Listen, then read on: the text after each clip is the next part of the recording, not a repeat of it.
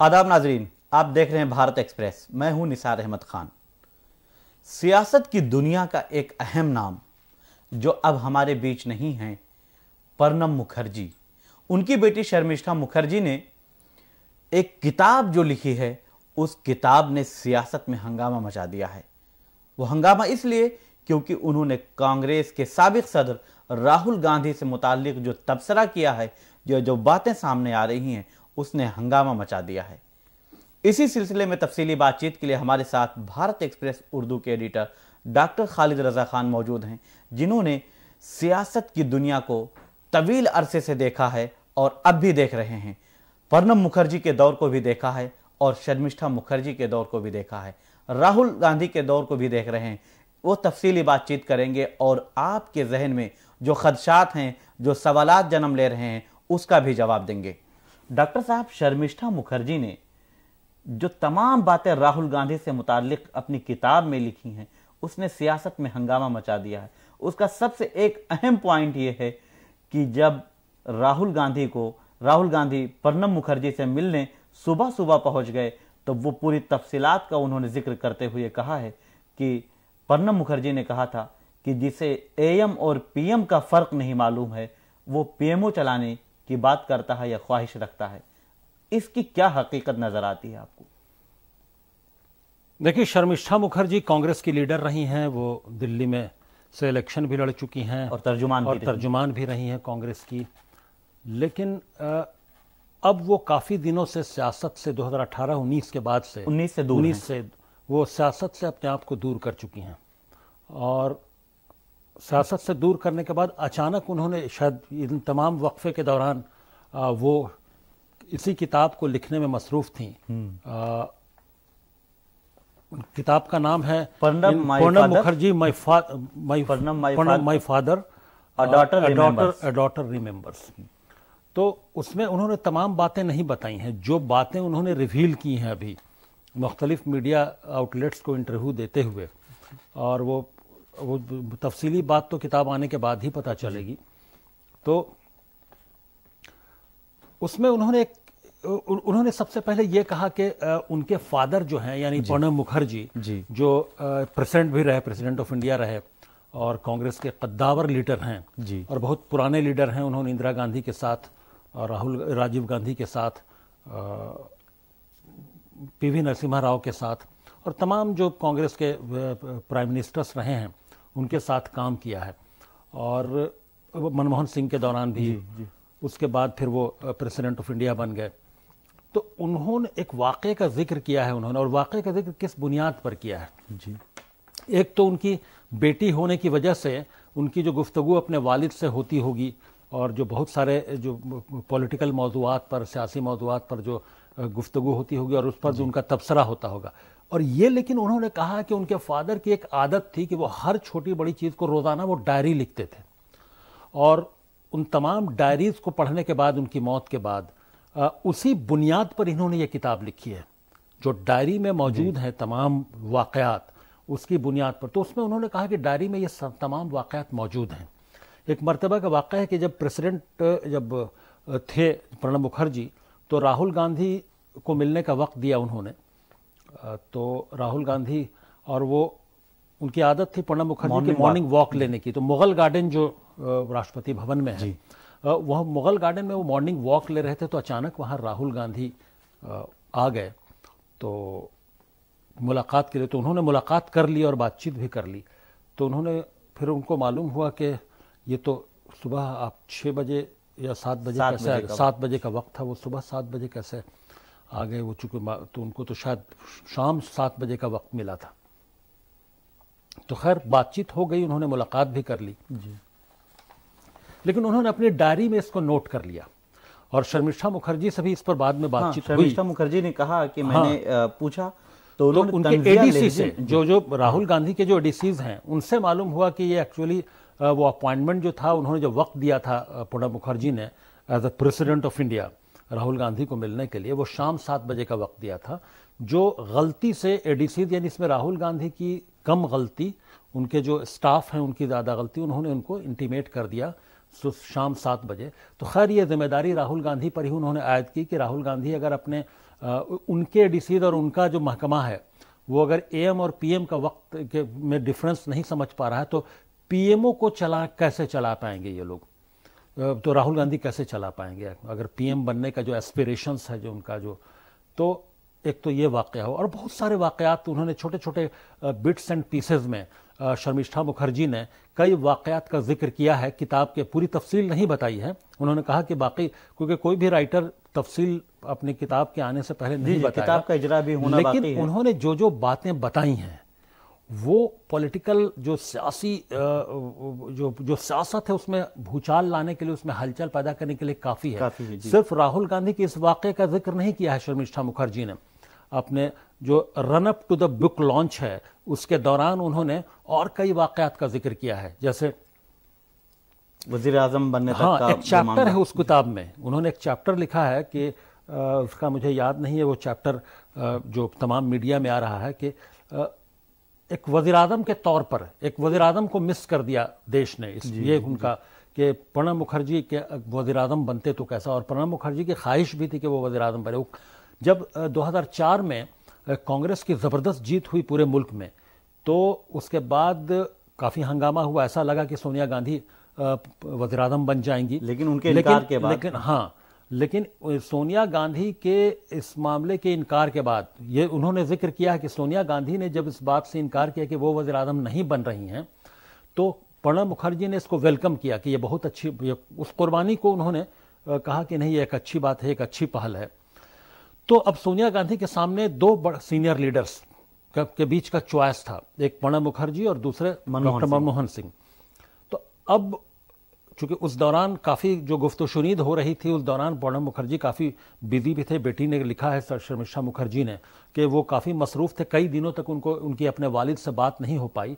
लेकिन उसी दौरान जब वो तमाम जो नेगोशिएशंस और जो तमाम इक्वेशंस बैठाने की कोशिश थी कि कौन वज़ीर आज़म बनेगा, तो उस दौरान शर्मिष्ठा मुखर्जी ने अपने वालिद से फ़ोन पर बात की, क्योंकि कई दिन से उन लोगों की बातचीत मुलाकात का वक्त तब उन्होंने कहा कि बाबा मैं क्या आप देश के प्रधानमंत्री बन रहे हैं, आप प्राइम मिनिस्टर के तौर पर मैं आपको देखने जा रही हूँ। तो उन्होंने कहा कि नहीं, सोनिया गांधी मुझको वज़ीर आज़म नहीं बनने देंगी, बनाएंगी, वो मनमोहन सिंह पर ही ज़्यादा भरोसा, मुझ पर उनको ज़्यादा भरोसा नहीं है। तो इस बात का एहसास प्रणब मुखर्जी को भी था कि आखिर क्या वजह थी। ये बहुत सारे कि प्रणब मुखर्जी कांग्रेस के इतने कद्दावर लीडर होने के बाद भी कि सोनिया गांधी को उन पर उतना भरोसा नहीं था जितना मनमोहन सिंह पर था। तो ये भी उसमें शर्मिष्ठा मुखर्जी कहती हैं कि शायद प्रणब मुखर्जी को ऐसा, मतलब उन्होंने जो बताया कि अगर प्रणब मुखर्जी पीएम बन जाते तो शायद वो इनसिक्योर फील कर रही थी कि वो फिर उनकी और उनकी फैमिली का जो वो मफाद है या उनको जो इम्पोर्टेंस है, उनका जो वेटेज है, वो शायद वो नहीं रह पाएगा जो मनमोहन सिंह के पीएम बनने के बाद होगा। तो एक फैमिली के इंटरेस्ट के लिए प्रणब मुखर्जी जैसे लीडर को प्राइम मिनिस्टर बनने से महरूम कर दिया गया, देश महरूम रह गया। ये उनका कहने का मतलब है शर्मिष्ठा मुखर्जी का कि देश महरूम रह गया एक ऐसे वज़ीर आज़म से जो बहुत ही काबिल था, सिर्फ एक फैमिली के इंटरेस्ट के लिए। तो खैर ये और भी बहुत सारी बातों का तज़किरा उन्होंने किया है जो किताब में उन्होंने लिखा है। तो एक और उस पर यह भी बहुत इम्पॉर्टेंट बात उन्होंने लिखा है कि राहुल गांधी के जो पॉलिटिकल एक्यूमेन है, जो सियासी बसीरत है, जो सियासी समझ बूझ है, उस पर सवाल उठाया है। प्रणब मुखर्जी ने सवाल उठाया था, ये बात शर्मिष्ठा मुखर्जी कह रही हैं अपनी किताब में। वाकया यह है कि कई मामलों में शर्मिष्ठा मुखर्जी कहती हैं कि प्रणब मुखर्जी तारीफ भी करते थे राहुल गांधी की कि वो सवाल बहुत पूछते हैं और बहुत सवाल पूछने की आदत है, और सवाल पूछने के साथ साथ उसके कई पहलुओं के जानने की आदत है। लेकिन एक साथ उसके बुराई यह है कि वो सवाल पर एक सवाल से दूसरे, एक सब्जेक्ट से दूसरे सब्जेक्ट पर बहुत जल्दी स्विच कर जाते हैं। तो ये बहुत ही अच्छी पहचान नहीं है एक पॉलिटिशियन की कि एक सब्जेक्ट को छोड़कर दूसरे सब्जेक्ट पर अचानक जंप कर जाए। तो लेकिन सवाल वो बहुत करते हैं, तो ये इसकी तारीफ जरूर की है। लेकिन वो उसी में आगे जोड़ा कि अभी राहुल गांधी मैच्योर नहीं, उन्हें मैच्योरिटी नहीं आई है। हाँ, उन्होंने जोड़ा कि अभी पॉलिटिकली मैच्योर नहीं हुए हैं राहुल गांधी। और उस बात से सबसे ज़्यादा वो बरहम हुए जब वो करप्शन को लेकर वो तमाम जो लीडरान कि जो कांग्रेस में उस वक्त जो कैबिनेट में मिनिस्टर्स थे और उनको तमाम लेकर जो बिल आया था पार्लियामेंट में, जिसको उन्होंने फाड़ दिया था राहुल गांधी ने, उस पर बहुत ज़्यादा वो बरहम हुए थे कि किसी कांग्रेस का, उन्होंने कहा था कि this is the last nail in the coffin, यानी कहा कि कांग्रेस की सरकार अब नहीं बन पाएगी, क्योंकि ये नहायत ही पॉलिटिकल जो सियासी इमैच्योरिटी का मुजाहरा किया राहुल गांधी ने। इस बात को लिखा है शर्मिष्ठा मुखर्जी ने अपने वालिद प्रणब मुखर्जी के हवाले से, कि उनकी बरहमी के हवाले से, कि उन्होंने कहा कि अब मामला ख़त्म हो गया कांग्रेस का। तो उन्होंने क्यों फाड़ा और किस हैसियत से फाड़ा राहुल गांधी ने? हुकूमत के बिल को, राहुल गांधी कौन होते हैं, who was Rahul Gandhi, who is Rahul Gandhi. उस वक्त उन्होंने कहा था कि जो हुकूमत के फैसले के, हुकूमत के पास किए हुए बिल को वो फाड़ दें। तो कई ऐसे मौके आए हैं, तो इन तमाम चीज़ों को, तो इस पर कांग्रेस भी बहुत बरहम है। ऐसा नहीं कि कांग्रेस ने इसको खामोशी इख्तियार कर रखी है। अधीर रंजन चौधरी जैसे जो काफ़ी वोकल लीडर हैं और काफ़ी बोलते रहते हैं कई मौदूआत पर, वो कई मामलात पर बोलते रहते हैं, उन्होंने सीधा अटैक किया है शर्मिष्ठा मुखर्जी पर। उन्होंने कहा कि शर्मिष्ठा मुखर्जी अपनी लॉयल्टी चेंज करके कुछ पाना चाहती हैं। और उन्होंने सिर्फ यही नहीं, वज़ीर-ए-आज़म नरेंद्र मोदी के बारे में भी उन्होंने कहा है इसमें कि वज़ीर-ए-आज़म नरेंद्र मोदी जब भी बाबा से यानी प्रणब मुखर्जी से मिलने आते थे तो उन लोगों की इतनी अच्छी केमिस्ट्री थी कि बाबा का हमेशा पैर छूते थे नरेंद्र मोदी, और उनका मार्गदर्शन भी रहा जी। तो इस तरह से नरेंद्र मोदी, जो पीएम नरेंद्र मोदी की तारीफ की है उन्होंने कि वो उन दोनों के दरमियान की केमिस्ट्री, और बहुत ही बाबा की बहुत इज्जत करते थे नरेंद्र मोदी, और उनके पैर की बहुत अच्छी थी और उनका मार्गदर्शन लेते रहते थे। तो इन तमाम मामलात को देखते हुए कांग्रेस के कई लीडरों ने, लेकिन अधीर रंजन चौधरी ने डायरेक्ट अटैक किया है कि शर्मिष्ठा मुखर्जी बीजेपी से या जो मौजूदा हुकूमत थे उससे कुछ बेनिफिट लेना चाहती हैं, इसलिए उन्होंने धीरे धीरे वो रास्ता वो अपनाया है, वो अब स्विच ओवर करना चाहती हैं, रास्ता हमवार कर रही हैं इस किताब को लिख करके और इस तरह के बयानात उसमें शामिल करके। जी डॉक्टर साहब, बात थोड़ी सी आगे निकल गई और मेरा सवाल मैं ये समझना चाह रहा था और हमारे नाजरीन को कि भी ये जो एएम और पीएम वाली बात आई है, क्योंकि एक छोटी बात नहीं है, ये तो आज का बच्चा भी समझता है। अगर ये हुआ है तो इसे आप एक तो हकीकत के कितना करीब देखते हैं, और दूसरी तरफ ये भी शर्मिष्ठा मुखर्जी ने कहा है कि बाबा से अक्सर मिलने आ जाया करते थे राहुल गांधी, अक्सर मुलाकात होती थी। तो क्या वो जो मॉर्निंग वॉक के वक्त मुगल गार्डन में जो मुलाकात हुई थी, क्या वो उसी का हिस्सा था जो वो मुलाकात कर लिया करते थे, या वाकई ऐसा है और हकीकत के करीब है कि एएम और पीएम में फर्क नहीं हुआ और सुबह सुबह 7 बजे पहुंच जाए? देखिए, ये एक ऐसी गलती है, एक तो इसको डाइजेस्ट करना मुश्किल है जी कि एएम और पीएम में, राहुल गांधी ऐसा नहीं कि एएम और पीएम में का फर्क नहीं समझते, या राहुल गांधी के जो एडीसीज हैं या उनके जो उनका जो दफ्तर है उसमें जो ऑफिसर्स रहे होंगे उस वक्त, वो इस बात को नहीं समझ रहे होंगे। वो बस महज एक कन्फ्यूज़न की बात है कि एम को शायद किसी ने पीएम समझ लिया या बोल दिया, या इनको वो उस तरह से वो डायरेक्शन दे दिया कि आपका तो। लेकिन ये इतनी बड़ी बात मुझे नहीं लगता है कि इसको आउट ऑफ प्रोपोर्शन बढ़ाने की बात है। कि मुझे ऐसा लगता है कि एम पीएम का वो ठीक है कि वो अक्सर मिलने जाते थे कोई ऐसी, और वो उस वक्त पहुंच गए। बस उनका ये कहना था कि मॉर्निंग वॉक और पूजा के दौरान बाबा यानी प्रणब मुखर्जी बिल्कुल ही किसी से मिलना या बात करना पसंद नहीं करते थे, इसलिए उन्हें यह बात नागवार गुजरी कि राहुल गांधी उस वक्त क्यों आ गए, क्योंकि वो किसी से मिलने का वक्त नहीं था उनका मॉर्निंग वॉक का वक्त था। लेकिन फिर भी बाबा यानी प्रणब मुखर्जी ने मुलाकात की राहुल गांधी से, और वो जिस तरह से बात करते थे वो बात की। तो अब ये एक वाकया जरूर है, ये एक कंफ्यूजन वाली गलती जरूर है, लेकिन ये इतनी बड़ी गलती नहीं है कि उस पर इस तरह का बाकी मामलात पर प्रणब मुखर्जी ने क्या रिमार्क दिया नहीं दिया, वो उनके अपने ख्यालात हैं। शर्मिष्ठा मुखर्जी ने अपने वालिद की डायरी से क्या क्या चीज़ें डायरी में देखी और उनसे क्या क्या नतायज अखज़ किए, ये तो वो बेहतर समझती हैं। लेकिन ये इतना बड़ा मामला, सिर्फ अगर इस वाक़े को हम आइसोलेशन में देखें तो इतना बड़ा वाक़े एम-पीएम का कन्फ्यूज़न उनको नापसंद हो सकता है, हुआ होगा प्रणब मुखर्जी को उस वक्त का मिलना, लेकिन इतना बड़ा वाक़या नहीं है कि उस पर यह रिमार्क दिया जाए। लेकिन ये काफ़ी बड़ा मामला बन गया डॉक्टर साहब। ये कल और रात से जब ये चीजें सामने आई हैं जब से, तो मीडिया में यही एक पॉइंट सबसे खास तौर पर चल रहा है। देखिए, इल्जामात और काउंटर इल्जामात चलते रहते हैं। ये वाकया जाहिर सी बात है, ये जो अपोजिशन यानी जो राहुल गांधी के मुखालफिन हैं उनको ये सूट करता है, तो वो इसको आउट ऑफ प्रोपोर्शन या उसको ज़्यादा ब्लो करने की कोशिश करें, बढ़ा चढ़ा कर पेश करने की कोशिश ज़रूर करेंगे। लेकिन मुझे लगता है कि शर्मिष्ठा मुखर्जी का ये हकीकत, क्या उन्होंने एक किताब लिखने के लिए या इस हकीकत से को सामने सबके लाने के लिए सियासत छोड़ी, या सियासत में वो कामयाब नहीं हो पा रही थी, अब वो इस किताब को लिख के क्या फ़ायदा हासिल करना चाहती हैं। जिस तरह के तमाम इशारात दे रही हैं उसमें सिर्फ राहुल गांधी के बारे में नहीं है, उसमें सोनिया गांधी के बारे में भी बोला गया है कि वो बाबा यानी प्रणब मुखर्जी को सोनिया गांधी उतना पसंद नहीं करती थी और उन पर भरोसा उस तरह का नहीं था कि उनको वज़ीर-ए-आज़म बना देती। मनमोहन सिंह पर ज्यादा भरोसा। हाँ, तो इस तरह के तमाम, और फिर ये भी उन्होंने कहा है इसी दरमियान कि प्रणब मुखर्जी जब वज़ीर-ए-आज़म नहीं बने तो उन्होंने ख्वाहिश जाहिर की थी कि उनको होम मिनिस्टर बनाया जाए, लेकिन उनको होम मिनिस्टर न बना के बाबा प्रणब मुखर्जी के बारे में कहती हैं कि वो बिल्कुल शॉक्ड हो गए जब उन्होंने अपना पोर्टफोलियो देखा कि उन्हें डिफेंस दिया गया है। तो वो डिफेंस नहीं चाहते थे, वो चाहते थे कि होम मिनिस्टर बने या फिर उनको फाइनेंस मिनिस्टर, फाइनेंस मिनिस्टर फिर बाद में बनाया गया। तो कई ऐसे वाकयात हैं जिसमें सिर्फ उन्होंने राहुल गांधी की बात नहीं की है, पूरे एक तरह से पूरी उस वक्त की कांग्रेस की लीडरशिप यानी सोनिया गांधी और राहुल गांधी सबको घेरे में लिया है और नरेंद्र मोदी की तारीफ की है, पीएम नरेंद्र मोदी की। तो अब ये एक नॉर्मल, एक आम लेमैन की हैसियत से भी समझा जा सकता है, कोई भी एनालाइज कर सकता है कि जो कांग्रेस का इल्ज़ाम है उसमें कितनी सच्चाई है नहीं है, वो एक अलग बात है।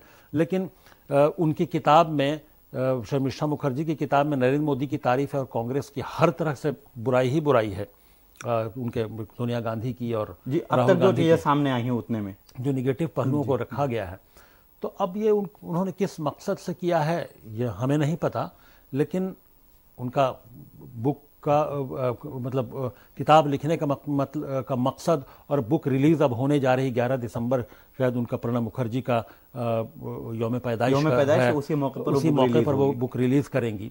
उससे पहले उन्होंने बहुत सारी चीज़ें रिवील की हैं और बुक को बिल्कुल पूरे देश में एक चर्चा में ला दिया है और इस पर मुसलसल बातें हो रही हैं। तो जो वो चाहती थी कि बुक रिलीज होने से पहले, हर ऑथर चाहता है कि बुक रिलीज होने से पहले एक बज़ क्रिएट हो जाए और उसकी बुक ऐसे चर्चा में आ जाए कि लोग हाथों हाथ उसको ले लें। उन्होंने कहा भी कि हम तमाम बातें इसमें रिवील नहीं कर सकते, चंद बातें हमने बताई हैं क्योंकि लोगों को ख़रीद कर पढ़ने का मौका दिया जाए। तो वो एक ऑथर के तौर पर वो ये भी चाहती हैं कि लोग ज़्यादा से ज़्यादा तादाद में ख़रीद कर पढ़ें, तो उन्होंने बहुत सारी ऐसी बातें उन्होंने सोच लिया होगा क्या क्या बातें रिवील करनी हैं जिससे एक बज़ क्रिएट होगा। तो उन्होंने उस अपनी स्ट्रेटजी के मुताबिक उन्होंने किया है, लेकिन मकसद क्या है वो बेहतर समझती हैं। अधीर रंजन चौधरी के इल्ज़ामात को देखा जाए तो हो सकता है कि वो भी एक मकसद हो। डॉक्टर साहब, जो उन्होंने सोनिया गांधी के हवाले से बात कही है कि वज़ीर आज़म के तौर पर भरोसेमंद मनमोहन सिंह होंगे, ये बात प्रणब दा ने पहले कह दी, और इसे एक सहाफ़ी के तौर पे आप कैसे देखेंगे? क्योंकि जाहिर है कि कई सारे चेहरे होते हैं और कई सारे फेस होते हैं।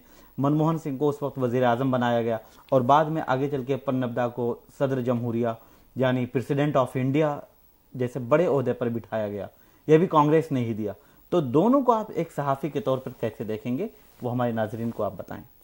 देखिए, सोनिया गांधी को बिल्कुल वज़ीर आज़म बनने का मौका मिल गया था। हालांकि उस वक्त सुषमा स्वराज थीं और बहुत सारे बीजेपी के लीडरान ने प्रोटेस्ट किया। सुषमा स्वराज ने बहुत ज़्यादा सख्त इक़दामात उठाने की धमकी दी थी कि अगर वज़ीर आज़म वो बनती हैं और ओहदे का हलफ लेने की कोशिश करती हैं तो वो अपना सर मुंडा लेंगी, और वो एक औरत का सर मुंडाना एक अजीब वाक़या है धर्म के एंगल से अगर देखा जाए तो इस तरह के तमाम मामलात थे। और वो पूरे देश में एक तरफ उनकी हिमायत में कुछ लोग चढ़कर कुछ लोगों ने गोली मारने की कोशिश की, खुदकशी करने की कोशिश की कि सोनिया गांधी क्यों नहीं बन रही हैं वज़ीर आज़म, तो कुछ लोग मुखालफत में लगातार। तो उस वक्त एक माहौल अजीब सा हो गया था मुल्क में। तो उसमें सोनिया गांधी ने एक अक्लमंदी का फैसला ये किया कि वो वज़ीर आज़म नहीं बनेंगी, लेकिन चूँकि वो कांग्रेस के सदर होने के साथ साथ तो वो यूपीए की चेयरपर्सन भी थी, तो यकीनी तौर पर हर जो लीडर है वो ये चाहेगा कि कमांड एंड कंट्रोल या जो भी चीज़ें हैं स्मूथली उनके मुताबिक हों। हर लीडर का जो विज़न होता है वो चाहता है कि उसके विज़न के हिसाब से चीज़ें, कौन उसका विज़न जो है वो ज़्यादा सही तरीके से लागू कर सकता है, इम्प्लीमेंट कर सकता है, उसको हकीकत में उतार सकता है, ज़मीन पर लागू कर सकता है, तो वो अपनी कंफर्टेबल, यानी ये भी देखता है कि उसके विज़न को कौन उसके मुताबिक ढाल सकता है। तो उसमें वो मनमोहन सिंह को खरा पा रही थी। और कांग्रेस के बड़े और कद्दावर लीडर होने के बावजूद प्रणब मुखर्जी में उतना कॉन्फिडेंस उनका नहीं हो पा रहा था कि वो बिल्कुल उनके मुताबिक उनके विज़न को उनके हिसाब से वो ज़मीन पर उतार देंगे।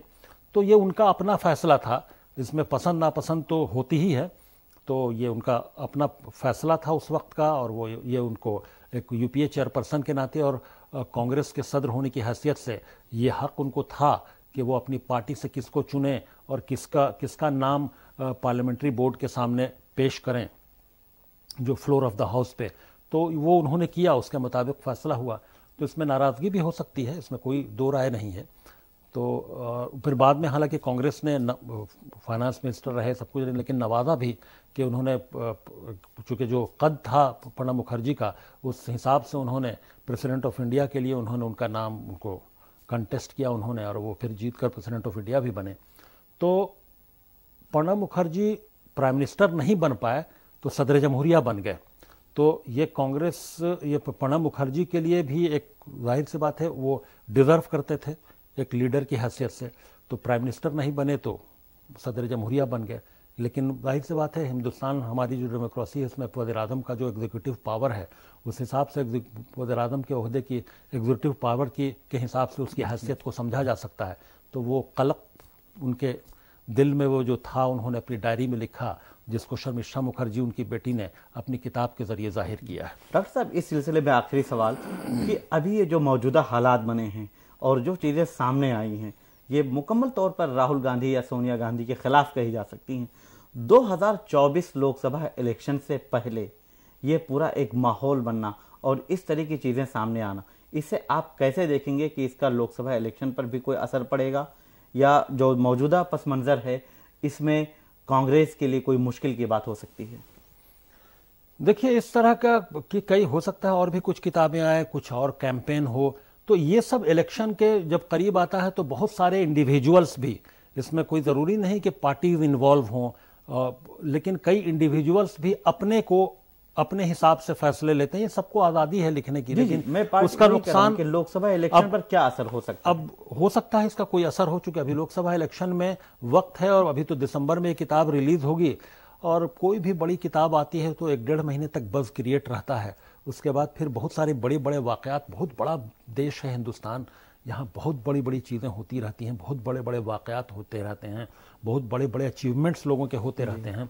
तो वो कौन सा बड़ा मामला, बड़ा वाक़या और बड़े अचीवमेंट सामने आ जाएंगे कि ये किताब का मामला पसे पुष्ट हो जाएगा, कोई नहीं जानता है। तो ये किताब ज़रूर 1-1.5 महीने के लिए बज़ क्रिएट करेगी, लेकिन उसके बाद उसकी कितनी मियाद होगी मुझे अभी अंदाज़ा नहीं। लेकिन एक माजी में ऐसे मामलात को देखते हुए मैं ये कह सकता हूँ कि 1-1.5 महीने तक ये किताब असर डालेगी, एक बज़ क्रिएट ज़रूर होगा। बहुत शुक्रिया आपका। शर्मिष्ठा मुखर्जी की किताब ने जो प्रणब दा के हवाले से और उनकी डायरी से ली गई है, वो किताब मंजर आम पर आने से पहले सियासत में हंगामा मच गया है, क्योंकि राहुल गांधी और सोनिया गांधी से मुताल्लिक जो चीज़ें सामने आई हैं उससे सियासत में हंगामा मचना लाजमी भी है और कांग्रेस एक तरह से बैकफुट पर भी चली गई है। बहरहाल किताब मंजर आम पर आने के बाद और भी चीज़ें सामने आएंगी। जब तक आप देखते रहें भारत एक्सप्रेस और हमें दें इजाज़त।